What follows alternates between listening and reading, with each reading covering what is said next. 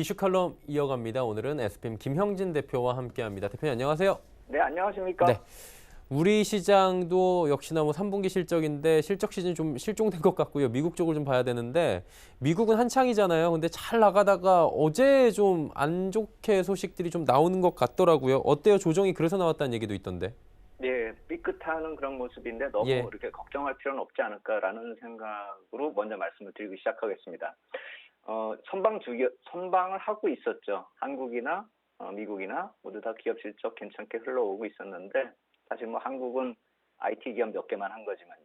근데 어제 맥도날드 쪽에서 이제 실적이 좀 안 좋게 나오고 텍사스 인스트루먼트가 시간 외에서 좀 안 좋게 나오고 그래서 우리 시장 쪽에 바로 반도체 쪽으로 또 악영향 주고 뭐 이제 이런 흐름인데 맥도날드 같은 경우가 단순히 이제 외식 업체가 아니라 소비 심리의 악영향이다 이런 식으로 또 해석이 되면서 그러니까 미중 무역 분쟁이 벌어지면서 산업적인 악영향을 주고 그것이 소비 심리가 또 안 좋게 흘러가고 있다.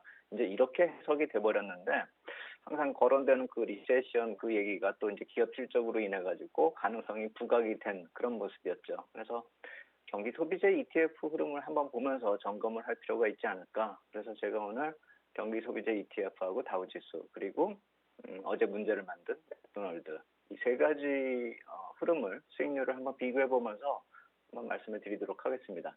맨 꼭대기에 노란색 선이 맥도날드 주가고요. 그리고 그 아래에 푸른색 선이 경기 소비재 ETF 그다음에 맨 아래쪽이 붉은색 선의 다우지수인데 경기 소비재 ETF는 보통 이제 다우하고 비슷하게 동행을 하는 그런 모습이고 타이밍상으로는 약간 선행하는 그런 흐름인데 맥도날드 맨 위에 그래프를 보시면은 선을 보시면 뭐 방향은 비슷하게 흘러가고 있지만 상관성이 좀 떨어지죠.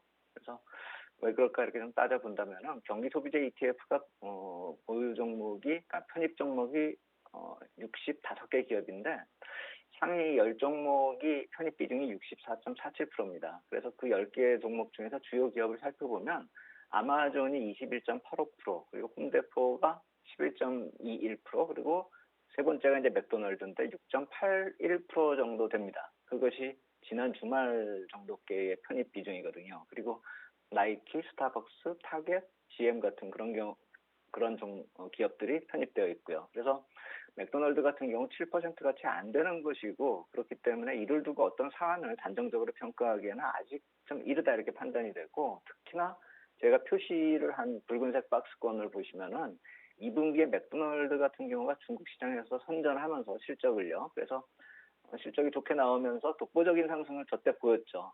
그때 다우하고 그 ETF 같은 경우는 경기 소비재 ETF 이 두 개는 모두 다 하락을 하고 있는 와중에 노란색 선만 올라가는 걸 우리가 확인할 수가 있죠. 그래서 맥도날드를 비롯해서 음식료 업종이 앞서갔었던 그 괴리가 이제 좀 해소되는 과정으로 볼 수가 있는 것이기 때문에 좀 더 좀 지켜볼 필요가 있겠다 이렇게 생각이 되고요. 그래서 일정상으로 보면 기업 실적 발표가 오늘 이후 본격화된다 이렇게 봐야 되겠죠. 우리 기업들 같은 경우도 실적 발표 일정 보면은 오늘 같은 경우 LG 디스플레이 예정이 돼 있고 그다음에 하이닉스가 내일, 삼성전기, 현대차도 내일, 그리고 25일이 LG화, 그리고 다음 주 들어가면 LG이노텍, LG전자 확정치 나오고 삼성전자 확정치 나오고 이렇게 보면은 IT 기업들, 우리 주요 IT 기업들이 이제 줄줄줄줄 실적이 나올 예정인데 IT 기업들 지금 업황이 좀 개선되고 있다라는 점을 본다면은 이런 일정들이 좀 나쁘다 이렇게 볼 수가 없겠죠. 시장에 긍정적인 영향을 주는 그런 흐름이 아닐까라는 생각이 들고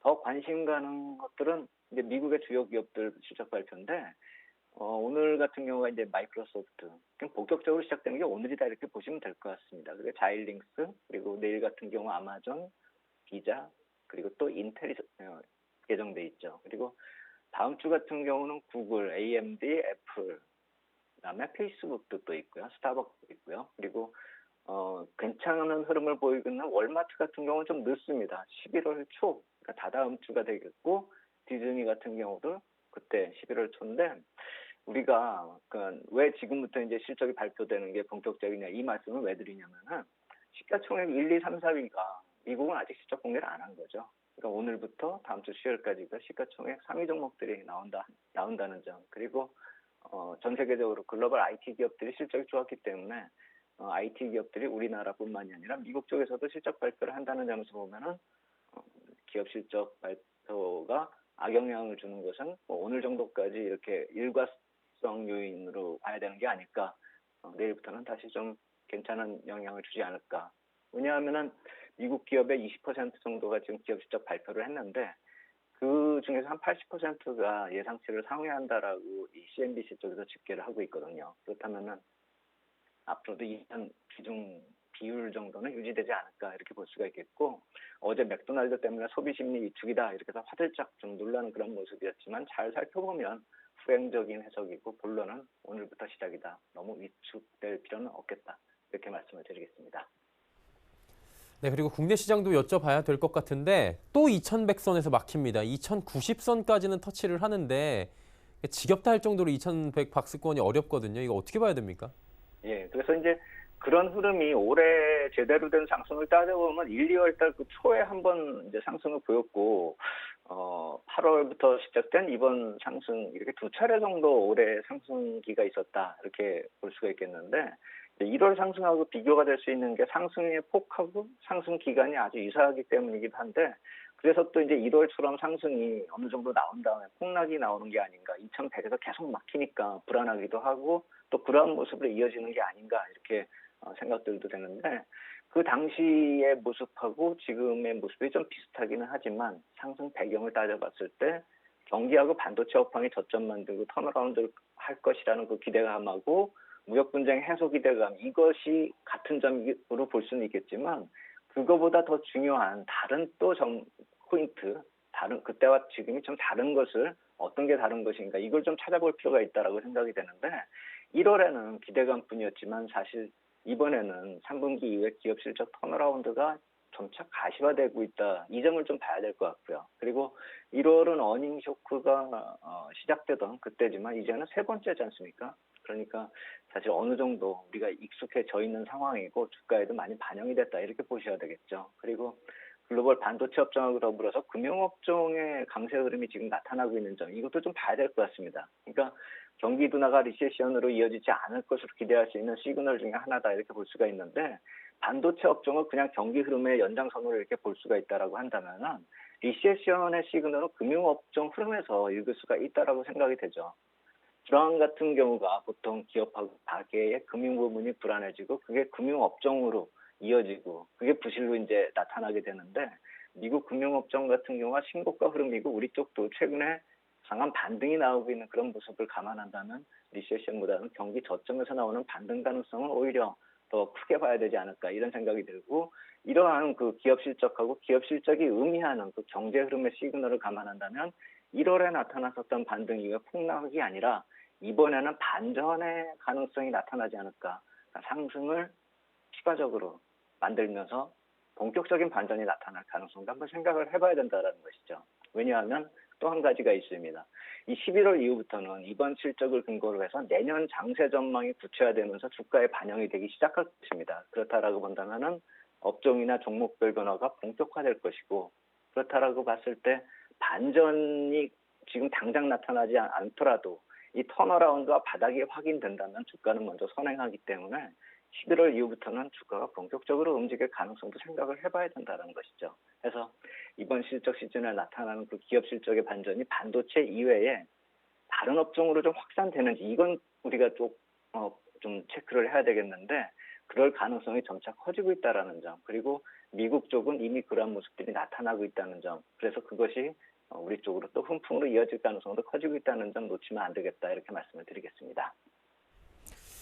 기업 실적은 지금 변화가 나타나고 있는데 경제 지표는 좀 안 좋은 경우가 많잖아요. 뭐 중국도 그랬고 미국도 그랬고 막 좋다 말다 하고 있는데, 그러다 보니까 FRB 유동성 공급이 뭐 시장의 호재일 수도 있지만 너무 안 좋아서 이게 유동성 공급하는 거 아니냐라고 또 반대로 해석을 할 수 있는 경우가 있지 않습니까? 이건 어떻게 저희가 해석하는 게 좋겠습니까? 예, 그래서 이제 저는 예전하고 비슷하게 수급 쪽 차원에서 계속 보자라는 그 말씀을 드리고, 이렇게 어떤 불안정한 요인이 나타나고 있는 것을 제거하는 정도의 유지 차원의 정책이지, 어떤 유동성을 이렇게 부으면서 그동안에 뭐 경기가 안 좋은 걸 살려보자, 그러니까 지금 경기가 안 좋은 걸 인정하는 정책이다, 이렇게 보는 것은 아니지 않을까. 유동성 장세를 기대할 필요도 없겠지만 부정적인 해석을 하는 건 더 경계해야 되지 않을까. 그냥 금리 역전 현상 같은 걸 아주 쉽게 예를 들 수가 있는데 어떻게 보면은 이번에 정책이 뭐 금리 역전 현상이 나타났기 때문에 그래서 유동성을 공급한다 이렇게 해석을 하는 경우가 있지만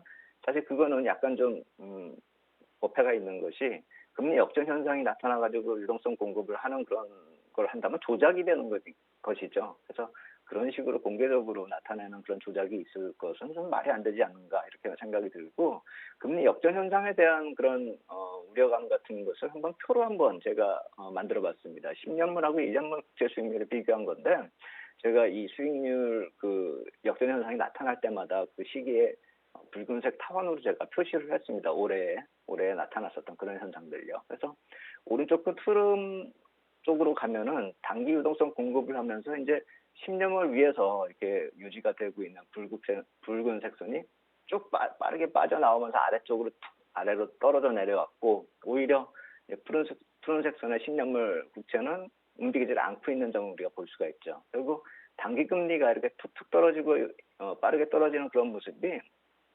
유동성 공급 같은 그런 수급에 빠르게 반응을 하고 있다라는 것이죠. 그래서 이 금리 흐름을 놓고 봤을 때 수급 이외에 경기와 연관해서 해석하는 것에 좀 한계가 있다라는 점이죠. 수급만으로 저렇게 쉽게 해결이 된다라고 한다면 그게 펀더멘탈을 과연 반영하고 있는가 이 점을 봐야 된다라는 것이죠. 그래서 안 좋게 볼 근거를 생각하기에는 최근에 나타났었던 저런 금리 역전 현상은 수급 쪽에서 기인한다 이렇게 볼 수가 있겠고 그렇다라고 본다면 향후는 어떻게 될 것인가 이렇게 놓고 봤을 때 미 국채 발행이 2017년 4분기에서 2018년 1분기에 그러니까 4분기하고 1분기가 연말 연초죠. 그때가 국채 대량 발행을 했는데 그게 만기가 되고 다시 발행이 되고 만기가 되고 발행이 되고 하니까 지속적으로 부담이 그때 반복이 되는 것이죠. 그래서 이번 4분기도 마찬가지로 지금 연중 최대 물량 3,810억 달러가 예정이 돼 있고 12월물은 월간 단위로 최대로 이제 발행이 될 예정이죠. 그렇다라고 본다면은 이때까지 최소한 FRB 쪽에서 유동성 공급이 되는 것이고 올해 8월부터 FRB 쪽에서 채권 개입이 좀 시작이 됐기 때문에 이 단기물 채권 평균 두레이션을 한 6개월을 잡는다라고 하면은 8월부터 6개월 뒤 그러면은 내년 한 2월 그러니까 내년 1분기 쪽까지는 발행 물량이 증가되고 계속 개입을 한다 이렇게 봐야 되겠죠. 그렇다라고 본다면은 FRB 쪽에서 달러 공급이 계속된다라는 얘기고 이번 달 이제 FOMC 회의가 얼마 안 남았는데 그때 가면 아마 이 채권 발행 일정이 나올 것입니다. 우리가 그 채권 발행 일정을 보면은 언제까지 유동성 공급이 지속될지를 우리가 가늠할 수 있을 것이고 그것이 어떤 유동성 공급 차원보다도 달러 쪽 흐름 쪽하고도 연관된다라는 점에서 단순히 미국 쪽만의 얘기가 아니라 글로벌 유동성 흐름으로 해석이 가능하다는 것이죠. 또 하나 덧붙여서 말씀을 드린다면 이렇게 정책의 힘이 지속되고 있다는 점은 금융불안이 일어날 가능성이 거의 없다라는 것을 아까 초반에 말씀을 드린 것처럼 금융주 쪽에서 안정적인 흐름과 더불어서 이런 정책이 살아있다라는 점은 위기 가능성은 거의 없고 위기는 정책 통제를 벗어날 때 그때 걱정할 일이지 않을까. 그렇다라고 본다면은 금융주가 폭락 흐름이 나타나지 않는다면은 아직은 위기나 리세션을 걱정해서 투자를 중단하거나 줄일 때는 아니다. 이 말씀을 드리겠고 오히려 기회를 봐야 될 때다. 이 말씀을 드리는 것입니다. 그래서 금리가 반등이 나오면 어떻게 될 것인가 또 이런 얘기도 나오는데 이 저금리하고 금리 인하가 글로벌 전체적인 저금리 환경 기조가 만들어지고 있기 때문이고 유로존처럼 마이너스는 아니더라도 미국도 이제 제로금리 가능성 거론되고 있고 우리 같은 경우도 내년 초까지 금리 인하가 지금 지속이 될 것이라는 그런 모습들이 나타나고 있고 이 구조적으로 저성장 때문에 채권 시장이 강세가 나타나고 중장기적으로 그 환경 조성이 지속이 된다라고 본다면은 지금 금리 수준 때문에 뭐 저성장과 불황, 리세션 이것을 또 부각시킬 필요는 없지 않을까 이렇게 생각이 된다 말씀을 드리겠습니다. 일단 FRB 유동성 부분을 조금 더 여쭤볼 부분이 이게 공급이 된다면 달러 약세가 만약에 진행이 된다면 이게 유동성에는 좀 긍정적인 흐름을 주지 않을까 이런 해석도 좀 가능할 거잖아요. 이 부분은 저희가 좀 기대를 해봐도 되는 부분입니까? 예, 그래서 그게 이제 계속 시장에서 거론이 되기 시작하고 있는 그런 얘기죠. 그래서 저도 이 포인트는 상당히 중기 전망에서 강세 전환을 할 수 있는 가장 중요한 포인트가 아닐까라는 것이죠. 왜냐하면은 한국 원화가 지금 1,200원대 들어갔다가 지금 강세 전환해서 뚝뚝 떨어지고 있다. 그래서 외국인 유동성이 들어오지 않느냐라고 생각을 할 수도 있겠지만 실질적으로 들어오는 그런 양은 그렇게 크지가 않고 이게 중기적으로 계속 들어올 것인지 이런 확신을 더 할 수는 없는 상황이죠. 그래서 그런 중기적으로 달러 흐름이 변화가 돼야지만 그런 글로벌 유동성이 한국 쪽으로 들어오고 그것이 신뢰를 얻을 수가 있는 그런 상황이 될 텐데 결국 그렇게 된다면 달러를 팔고 원화를 사는 달러 캐리 트레이드가 시작이 된다라는 그 관점에서 봐야 된다라는 것이죠. 그렇다면 달러 자체가 원화에 대해서 움직이는 것이 아니라 달러 인덱스 자체가 무너져 내리면서 약세로 전환을 해야 된다라는 점이죠. 그래서 달러 인덱스 추이를 한번 표로 만들어 봤는데요.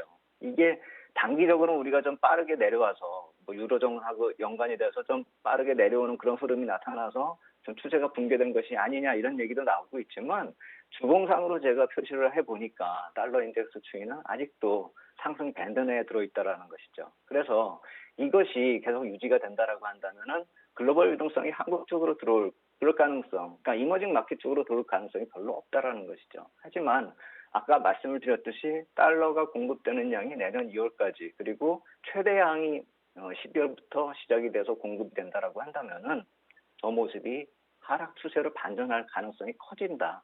그 점을 좀 봐야 되는 것이고 글로벌 악재가 무역 분쟁이 반복될 수는 있어도 이제는 거의 파국은 피할 수 있다라는 그런 공감대가 형성되고 있다라는 점을 감안한다면 글로벌 악재가 변화되면서 저런 달러 약세도 추가적인 재료로 작용이 될 수 있다라는 점을 본다면은 수급과 펀드멘탈 모두 다 약세 반전할 가능성이 점차 내년 1분기 쪽으로 갈수록, 그러니까 시간이 가면 갈수록 이머징 마켓 쪽으로 유리하게 환경 요인이 변화가 되고 있다는 점을 말씀을 드린 것입니다. 그래서 경기나 실적이나 이런 턴어라운드가 이번 실적 시즌에서 나타나고 달러 자체가 약세 흐름으로 중기적인 변화가 나타나면서 이머징 마켓 자산 선호 현상으로 전환이 된다라고 한다면 국내 시장이 큰 흐름에서 변화가 나타날 가능성이 커진다.